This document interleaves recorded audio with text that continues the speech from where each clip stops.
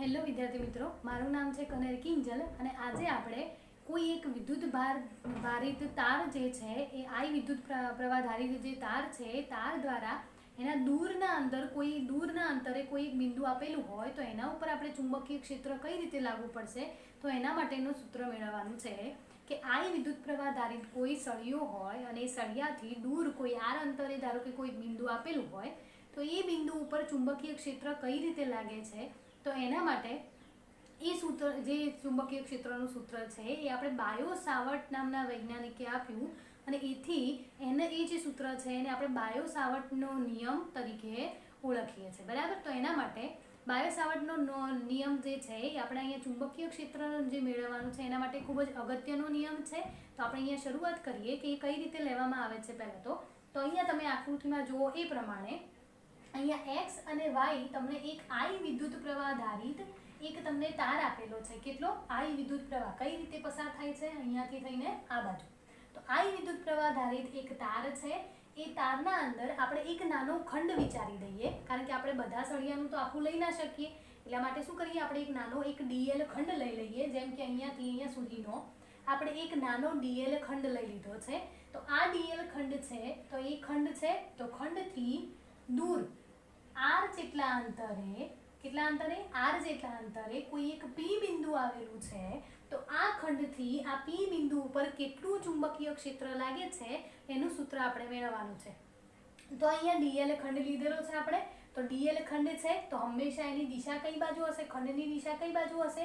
જે બાજુ વિદ્યુત પ્રવાહ પસાર થતો હોય એ જ દિશામાં, એની સ્પર્શકની દિશામાં આ ખંડ સદિશ હોય. તો આપણે અહીંયા ખંડ સદિશ લખી દીધો, અહીંયા ડી એમ, બરાબર. આ શું છે? નાનો સૂક્ષ્મ ખંડ છે. હવે એનો આપણે સદિશ દોરવો હોય તો કઈ રીતે દોરી શકીએ કે જે બાજુ વિદ્યુત પ્રવાહ પસાર થતો હોય એટલે કઈ બાજુ પસાર થાય છે? આ રીતે. અને એ જ દિશામાં આપણે એનો સ્પર્શક દોરીએ તો એ ડીએલ ખંડ આપણને મળશે. અને અહીંયા આપણને જે આર આપેલો છે એ શું છે? આપણો સ્થાનાંતર સદિશ છે. આ છે શું છે? સ્થાનાંતર સદિશ. અને આ ડીએલ સદિશ, ખંડ સદિશ. એના સિવાય આ જે ખંડ લીધેલો છે આપણને અહીંયા લખેલું છે આઈડીએલ. આઈડીએલ એટલે શું લીધું છે? વિદ્યુત પ્રવાહ ખંડ, બરાબર. આ શું છે? આઈડીએલ. એટલે આ જે છે આપણો ખાલી સ્થાનખંડ કે સ્થાન સદિશ કેવાશે. એની આ જે આપણે સ્થાનાંતર સદિશ, આ જે છે આપણો ખંડ સદિશ, અને એના સિવાય આ જે છે એ શું છે? વિદ્યુત પ્રવાહ ખંડ છે, બરાબર. તો અહીંયા આ જે આપણને જે ટુકડો ધારેલો છે એ ખંડ ઉપરથી પી ઉપર લાગતું ચુંબકીય ક્ષેત્ર એ બાયો સાવર્ટના નિયમ ઉપરથી આપણને આ રીતે મળે. એવું એ વૈજ્ઞાનિકે કીધું કે આ ડીએલ ખંડ ઉપરથી પી સુધી લાગતું જે ચુંબકીય ક્ષેત્ર છે એ આપણે આ સૂત્ર વડે આપી શકીએ. કયું સૂત્ર? ડીબી બરાબર, અહીંયા નાનો ખંડ લીધેલો છે એટલા માટે એનું ચુંબકીય ક્ષેત્ર આપણે ડીબી બતાવેલું છે. તો ડીબી બરાબર ચલે છે કોના ઉપર આધાર રાખશે? આઈડીએલ અને આર ઉપર આધાર રાખે છે. એ બંનેના ક્રોસ ગુણાકાર ઉપર આધાર રાખે છે. તો અહીંયા ડીબી ચલે છે આઈડીએલ ક્રોસ આર ભાગ્યા આર નો ઘન. હવે તમને ખબર છે કે જ્યારે આપણે સપ્રમાણતા દૂર કરીશું તો આપણે સપ્રમાણતાનો અચળાંક લખવો પડશે. તો અહીંયા આપણે સમેશન જે છે સમપ્રમાણતા એની જગ્યાએ શું લખી દીધું? બરાબર લખી દીધું. તો અહીંયા આપણે શું લખ્યું? એનો સપ્રમાણતાનો અચળાંક કયો? μ0 ભાગ્યા 4π, બરાબર. આ શું છે? μ0 ભાગ્યા 4π. અહીંયા જે પદ હતું એમના એમ. તો આ આપણને કઈ રીતે મળ્યું? સદિશ સ્વરૂપમાં આ ખંડના કારણે પી ઉપર લાગતું ચુંબકીય ક્ષેત્રનું સૂત્ર મળ્યું, બરાબર. પરંતુ આપણે જો એને અદિશ સ્વરૂપમાં લખવું હોય તો આપણે એને માનાંક કરી દીધા, એટલે ચુંબકીય ક્ષેત્રનું મૂલ્ય. અને અહીંયા જે ક્રોસ ગુણાકાર છે એ ક્રોસ ગુણાકારને આપણે દૂર કરવો છે. તો દૂર કરવો હોય તો આપણે ક્રોસ ગુણાકારની જગ્યાએ શું લખી શકીએ? Sine theta. હવે આપણે અહીંયા ક્રોસ ગુણાકાર દૂર કરી દીધો તો અહીંયા એક આર આવશે અને અહીંયા નીચે આર નો ઘન છે તો એક આર કેન્સલ થઈ જશે ઉપરથી નીચેથી. તો અહીંયા જે આર નો ઘન છે એની જગ્યાએ આપણને અહીંયા શું મળશે? આર નો વર્ગ. ખ્યાલ આવ્યો? આ નિયમ પ્રમાણે આપણે ચુંબકીય ક્ષેત્રનું મૂલ્ય આપી શકીએ. આપણે અહીંયા સપ્રમાણતાનો અચળાંક લીધો μ0 ભાગ્યા 4π. એ જ પ્રમાણે આપણે અહીંયા અદિશ સ્વરૂપમાં લખવું છે એટલે ચુંબકીય ક્ષેત્રનું મૂલ્ય મેળવવું છે. તો એટલા માટે અહીંયા ક્રોસ ગુણાકાર આપણે દૂર કરી અને અહીંયા શું લખ્યું? Sine theta. ઉપરનો આર જે છે નીચેનો આર એ કેન્સલ થઈ જશે તો અહીંયા શું મળશે? આર સ્ક્વેર, બરાબર. તો આપણને સૂત્ર શું મળ્યું? ડીબી બરાબર μ0 ભાગ્યા 4π IDL sin θ ભાગ્યા r નો વર્ગ. અહીંયા જે μ0 ભાગ્યા 4 પાઈ છે એ μ0 ભાગ્યા 4 પાઈ એ સપ્રમાણતા અચળાંક છે, બરાબર. અને એ સપ્રમાણતા અચળાંકનું મૂલ્ય છે 10⁻⁷ ટેસ્લા ઇન્ટુ મીટર પ્રતિ એમ્પિયર, બરાબર. આપણે જે સપ્રમાણતા લીધેલો છે અચળાંક, એ અચળાંકનું મૂલ્ય છે 10⁻⁷ ટેસ્લા ઇન્ટુ મીટર પ્રતિ એમ્પિયર, બરાબર. આ આપણને સપ્રમાણતા અચળાંકનું મૂલ્ય આપેલું છે. જેમ આપણે કુલમના નિયમના અંદર k બરાબર 1/4 પાઈ એપ્સાઇલન 0 લેતા હતા અને એની જગ્યાએ આપણે શું મૂકતા હતા 9 × 10⁹, બરાબર. આ રીતે આપણે સપ્રમાણતા અચળાંક લીધો હતો. એવી જ રીતે અહીંયા ચુંબકીય ક્ષેત્રના અંદર જે અહીંયા 1/4 પાઈ એપ્સાઇલન 0 છે એની જગ્યાએ અહીંયા શું મળે છે μ0 ભાગ્યા 4 પાઈ એપ્સાઇલન 0 અને એનું મૂલ્ય કેટલું છે 10⁻⁷ ટેસ્લા ઇન્ટુ મીટર પ્રતિ એમ્પિયર. હવે તમારે જો અહીંયા જે એપ્સાઇલન 0 જે છે, એપ્સાઇલન 0 ને આપણે શું કહેતા હતા શૂન્યાવકાશની પરમિટિવિટી, બરાબર. μ0 છે એને આપણે શું કહેતા હતા શૂન્યાવકાશની પરમિટિવિટી. હવે અહીંયા જે μ0 આવે છે એ μ0 ને આપણે શૂન્યાવકાશની પરમિએબિલિટી કહેવામાં આવે છે. તો અહીંયા જો તમારે μ0 ની કિંમત મેળવવી હોય તો μ0 ને કરતા બનાવો તો અહીંયા તમારે 4 પાઈ × 10⁻⁷ આ પ્રમાણે 4 પાઈ અહીંયા ગુણી દીધા છે. તો μ0 એટલે શું થશે શૂન્યાવકાશની પરમિએબિલિટી અને એનું મૂલ્ય તમને કેટલું મળશે 4 પાઈ × 10⁻⁷, બરાબર. હવે એના પછી આપણે જે μ0 અને અહીંયા આ એપ્સાઇલન 0 અને μ0 ભણ્યા છે. એપ્સાઇલન 0 એટલે શૂન્યાવકાશની પરમિટિવિટી અને શૂન્યાવકાશની પરમિએબિલિટી, એ બંને વચ્ચે સંબંધ દર્શાવતું એક રસપ્રદ ઉદાહરણ છે. એ આપણે અહીંયા પહેલા જોઈ લઈએ કે એપ્સાઇલન 0 μ0 આ બંનેનો આપણે ગુણાકાર કરીએ, બરાબર. હવે 4 પાઈ વડે ગુણીએ અને 4 પાઈ વડે ભાગીએ. જો અહીંયા 4 પાઈ વડે આપણે ગુણ્યા છે અને 4 પાઈ વડે ભાગ્યા છે. એપ્સાઇલન 0 μ0 તો જેવા હતા એમના એમ મૂકેલા છે. હવે તમને ખ્યાલ છે કે 1/4 પાઈ એપ્સાઇલન 0 એના બરાબર આપણે શું લખતા હતા 9 × 10⁹. તો અહીંયા તો શું છે 1/ નથી, ખાલી 4 પાઈ એપ્સાઇલન 0 છે. તો આપણે અહીંયા શું લખીશું 1/9 × 10⁹. અને μ0 ભાગ્યા 4 પાઈ ની કિંમત તો કેટલી છે 10⁻⁷, તો આપણે અહીંયા એ લખી દીધી, બરાબર. હવે 10⁻⁷ છે એ અંશમાં છે તો આપણે એને છેદમાં લઈશું તો અહીંયા શું થશે 9 + 7, બરાબર.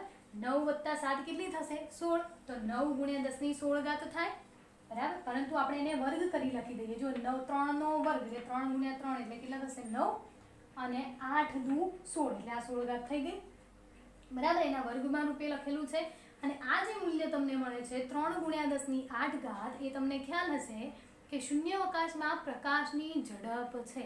શૂન્યાવકાશમાં પ્રકાશની ઝડપ કેટલી હોય 3 × 10⁸. તો અહીંયા આ શાનું મૂલ્ય આપે છે પ્રકાશની ઝડપનું. તો અહીંયા આપણે લખ્યું c², બરાબર. આ એક રસપ્રદ ઉદાહરણ છે ખાલી આનું, અને એ તમારે એક્ઝામ્પલના અંદર કામ પણ લાગશે. તો તમને અહીંયા સૂત્ર શું મળ્યું એપ્સાઇલન 0 μ0 બરાબર 1/c². તમારે અહીંયા જો c જોઈતા હોય તો તમે એને એ સૂત્રને આપણે આ રીતે પણ લખી શકીએ, બરાબર. પ્રકાશની ઝડપ શોધવી હોય તો તમે એપ્સાઇલન 0 μ0 ની કિંમત મૂકો અને વર્ગમૂળ કાઢી અને વ્યસ્ત કરો તો તમને પ્રકાશની વેગનું ઝડપનું મૂલ્ય મળી જશે, બરાબર. તો એક રસપ્રદ ઉદાહરણ છે.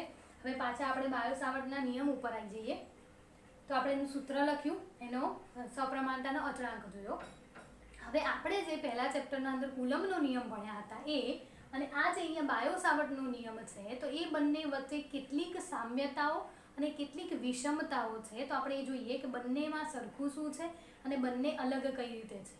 તો એનું પહેલું જે છે કે આ બંને બળો એ ગુરુ અંતરીય છે. ગુરુ અંતરીય એટલે એ ખૂબ જ લાંબા અંતર સુધી લાગે છે.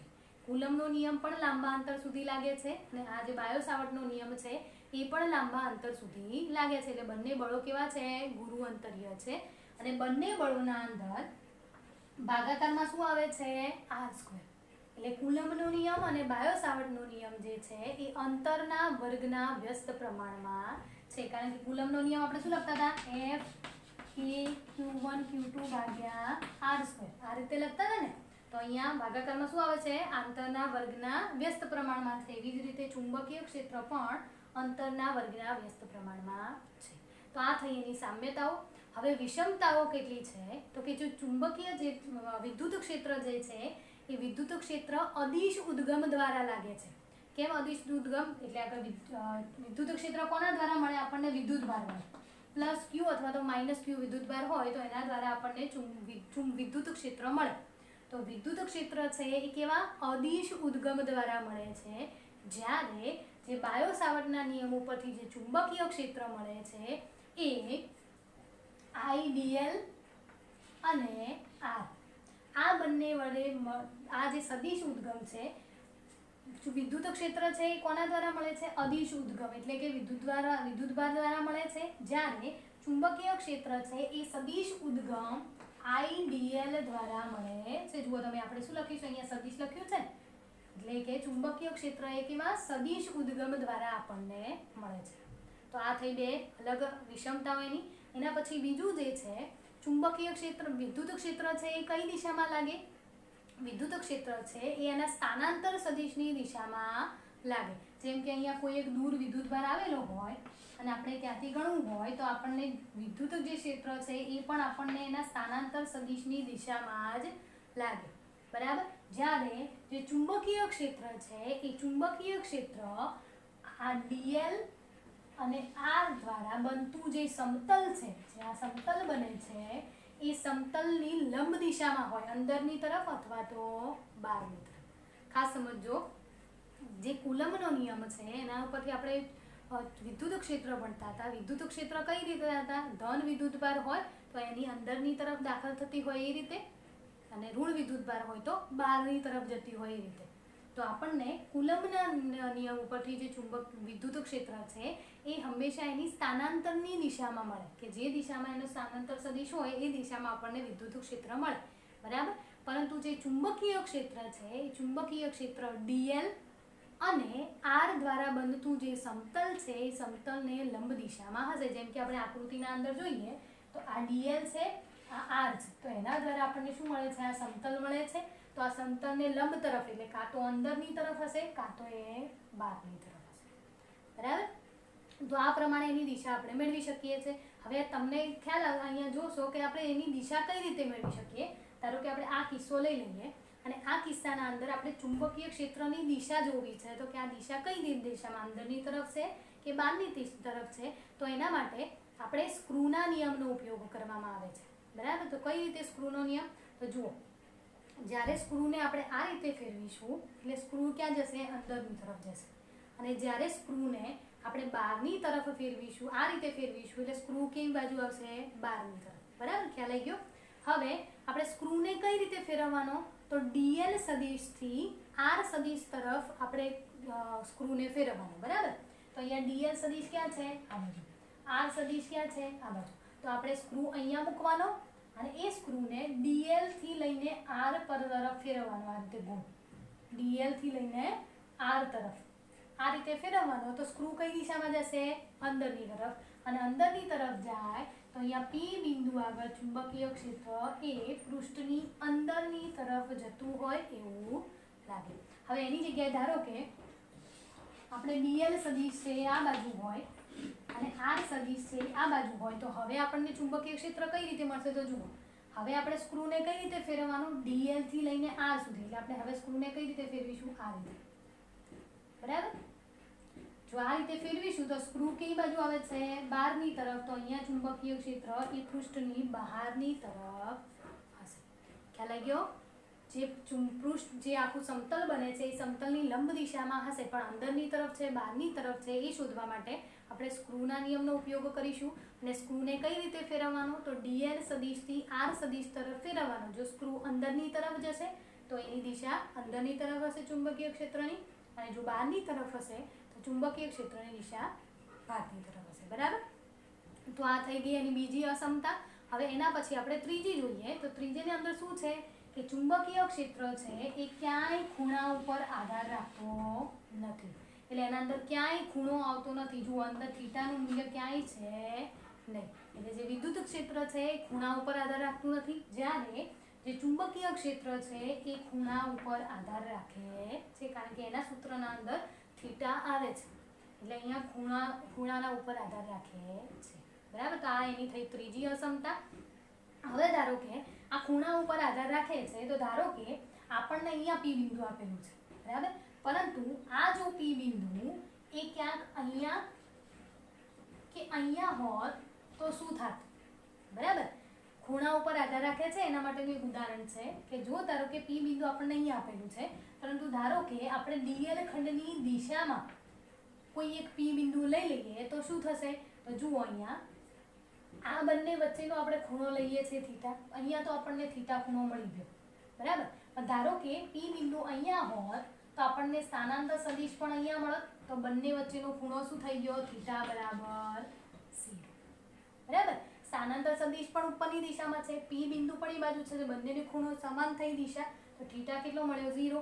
અને sin 0 કેટલા થાય, 0. sin 0 કેટલા થાય, 0. તો અહીંયા આપણે 0 મૂકીશું તો આપણને ચુંબકીય ક્ષેત્રનું મૂલ્ય શું મળશે, 0. એવી જ રીતે ધારો કે પી બિંદુ અહીંયા ના હોય ને અહીંયા હોત તો શું થાત, બરાબર. તો જુઓ હવે આના વચ્ચે કેટલો ખૂણો બનશે, ખંડ આપણે ડીએલ સદિશ આ બાજુ છે, સ્થાનાંતર સદિશ કઈ બાજુ મળશે, આ બાજુ નીચેની તરફ, એટલે બંને કેવા થયા, એકબીજાને ઓપોઝિટ. તો આખો ખૂણો કેટલો થયો, પાઈનો 180 ડિગ્રીનો ખૂણો થયો. તો અહીંયા જેમ થીટા બરાબર 0 હોય તો અહીંયા થીટા બરાબર આપણે પાઈ મૂકીશું તો પણ સાઈનની કિંમત કેટલી થવાની, 0. સાઈન પાઈની કિંમત કેટલી થાય, 0. તો આપણને ચુંબકીય ક્ષેત્ર તો 0 જ મળવાનું છે. એનો મતલબ શું થયો કે આપણો જે સદિશ છે, ખંડ સદિશ છે, એ ખંડની સીધી જે લીટી હોય, એ સીધી જે લીટી છે એના અંદર ઉપર કોઈ પી બિંદુ ધારીએ તો એ બધા બિંદુઓ, આ લેખા ઉપરના જેટલા પણ બિંદુઓ છે એ બધા બિંદુએ ચુંબકીય ક્ષેત્ર આપણને 0 મળે, બરાબર. ખ્યાલ આવી ગયો. તો આ થઈ ગયો આપણે બાયો સાવર્ટનો નિયમ. પહેલા તો એનું સૂત્ર મળ્યું આપણને, અસમપ્રમાણતા દૂર કરી એટલે μ0/4π. આપણે એને સદિશ સ્વરૂપમાં લખ્યું છે, અદિશ સ્વરૂપમાં લખીશું તો આપણે અહીંયા sin θ લખીશું, r કેન્સલ થઈ જશે. હવે અહીંયા μ/4π0 છે, μ0 એટલે μ0 એટલે શું છે, શૂન્યાવકાશની પરમિએબિલિટી. એનું મૂલ્ય કેટલું છે, 10⁻⁷ ટેસ્લા × મીટર પ્રતિ એમપી, બરાબર. આ બંનેનું એક રસપ્રદ ઉદાહરણ છે. ε0 μ0 નો ગુણાકાર કરીએ તો આપણને 1/c² બરાબર મળે છે. સામ્યતાઓ કઈ કઈ થશે, તો કે કુલંબ બળ અને બાયો સાવર્ટના નિયમ ઉપરથી ચુંબકીય ક્ષેત્ર બંને લાંબા અંતર સુધી લાગે છે. એમને બંને જે સૂત્રો છે એ અંતરના વર્ગના વ્યસ્ત પ્રમાણમાં છે. બંનેના અંદર સંપાતપણાના સિદ્ધાંતનો પણ આપણે ઉપયોગ કરી શકીએ છીએ. એની સામ્યતાઓ થઈ. વિષમતાઓ કઈ દિશ થશે, તો વિદ્યુત ક્ષેત્ર છે એ અદિશ ઉદ્ગમ દ્વારા ઉદ્ભવે અને ચુંબકીય ક્ષેત્ર એ સદિશ ઉદ્ગમ દ્વારા ઉદ્ભવે, બરાબર. એના પછી બીજી કઈ છે, વિદ્યુત ક્ષેત્ર છે એ સ્થાનાંતર સદિશની દિશામાં લાગે છે, જ્યારે ચુંબકીય ક્ષેત્ર છે એને બનતા જે ખંડ છે એ ખંડની લંબ દિશામાં લાગે છે, બરાબર. આ થયું. અને એના માટે આપણે સ્ક્રૂના નિયમ પણ જોયો કે કઈ રીતે આપણે ચુંબકીય ક્ષેત્રની દિશા નક્કી કરી શકીએ. એના પછી જે કુલમનો નિયમ છે એ ખૂણા ઉપર, કોણ ઉપર આધારિત નથી, જ્યારે ચુંબકીય ક્ષેત્ર છે એ ખૂણા ઉપર આધારિત છે. અને આપણે સ્થાનાંતર સદિશની દિશામાં જો કોઈ એક બિંદુ લઈશું તો એ બધા બિંદુઓ માટે ચુંબકીય ક્ષેત્ર શું મળે છે, 0 મળે છે, બરાબર. તો આ થઈ ગયો આપણે બાયો સાવર્ટનો નિયમ. હવે આના પછીની થિયરીના અંદર આપણે બાયો સાવર્ટના નિયમનો ઉપયોગ કરી અલગ અલગ સૂત્રોનો સાબિત કરીશું, બરાબર. ચલો, તો આટલા સુધી આપણે